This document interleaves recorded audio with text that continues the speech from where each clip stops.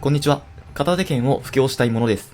この動画はモンハンライズから始めて片手剣をそこそこ触った方や、今まで太刀や体験など、他武器使ってモンハン自体はやったことあるけど、片手剣は触ったことがないといった方へ向けた動画です。まだ基本操作もおぼつかない完全新規の方は、体験版時点ではありましたが、一つ一つ少々不要なところまで丁寧に説明しているこちらの動画を参考にしてください。そして解説動画ということで長くなってしまうことを回避するためにコメント欄にショートカットを作っておくので、各々必要な箇所をかいつまんで見ることをお勧めします。では早速、立ち回り解説。入れ替え技は鉄柱主義の風車を滅昇竜撃にしてください。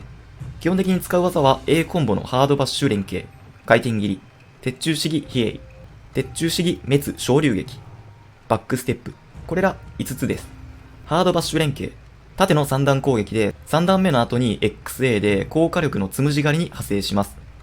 基本的に様子見で振る技ですが、1段目と2段目は火力が低いので、相手の攻撃が素早く、3段目まで入らないと確信している状況では、初段から安定した火力の出せる水平切り連携と使い分けをします。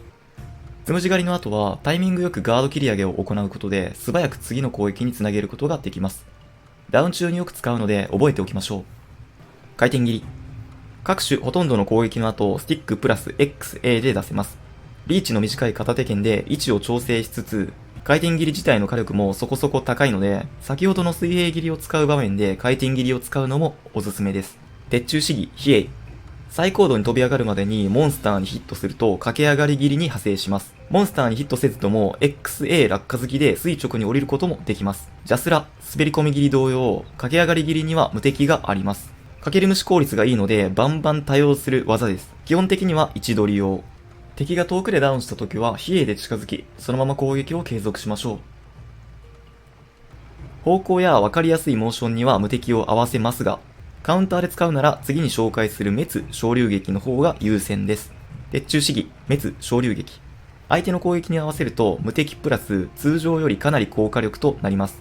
比叡と違い、かけり虫の消費がかなり重いので、かけり虫が2匹の時は確実に弱点にカウンターできないなら使わないようにしましょう。通常のコンボをするより滅昇竜撃を絡めた方が火力が出るので、かけり虫との兼ね合いにはなりますが、ダウン中にも使います。ソロ限定でオータル設置から水平切り後に即カウンター判定の昇竜撃が出せるのでおすすめです。カウンター技であるため、納刀状態から即昇竜撃を合わせるために、ガードから ZL プラス A の入力を素早くできるよう練習しましょう。バックステップ。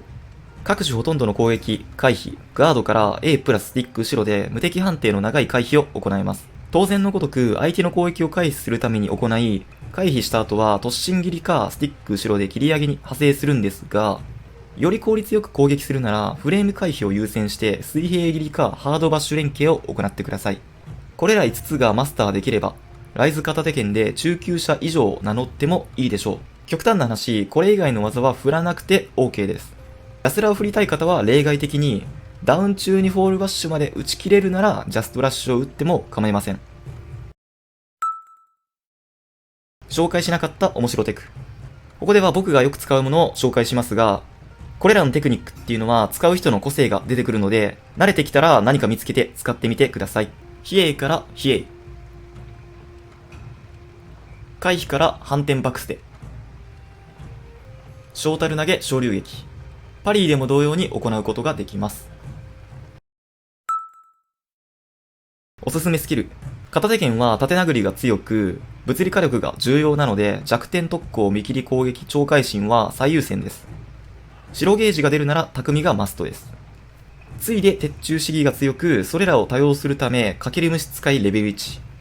縦攻撃が多めとはいえ、やはり切れ味の消費は重いので技物。多用する比叡で鬼火を置けるため、鬼火まといレベル3。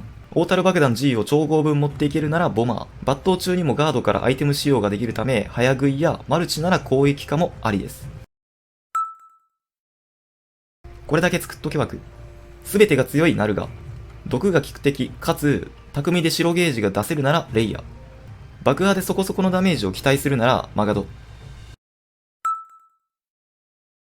とりあえず片手のテンプレ装備。会心 100% に超会心で安定感と必要十分な火力が出せる装備です。現状使っている装備と比較すれば80点といった感じなんですが、地雷にはならない火力が出て、とりあえずお試しにはこれを作っておけば大丈夫です。はい。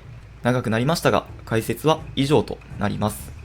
ここまでの結論ですが、やることが基本は盾で殴るだけで単純になった分、ライズ片手剣は初心者向けと言ってもいいかなと、個人的には思います。紹介した基本コンボの合間に、その場でよりダメージの出る技を振ったり、バクステとフレーム回避を使い分けたりと、使い手によって本当に個性が出て楽しい武器です。使えば使うほど強くなる武器、片手剣。一度手に取ってみてはいかがでしょうか。解説は以上です。お疲れ様でした。